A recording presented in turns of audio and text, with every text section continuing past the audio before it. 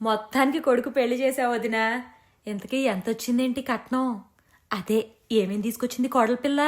కట్నం ఏంటి వదినా? మేము కోడల్ని తెచ్చుకున్నాం, కొడుకు నమ్ముకోలేదు. నాకు బంగారం లాంటి కోడలొచ్చింది, అది చాలు. అబ్బో, అదేంటమ్మాయి అట్లాంటి బట్టలు వేసుకుని తిరుగుతున్నావు? అత్తగారింట ఇట్ట ప్యాంటు చొక్కాలు వేసుకుని తిరగకూడదు, లక్షణంగా చీర కట్టుకోవాలి అని మీ అమ్మ నేర్పించలేదా? అందులో తప్పే ఉంది. ఇంత వయసు వచ్చి నువ్వు నేనే చీరలు వేసుకోలేక డ్రెస్సులు వేసుకుంటున్నావు. చిన్నపిల్లలకి ఇప్పటి నుంచే చీరలు ఎందుకులే.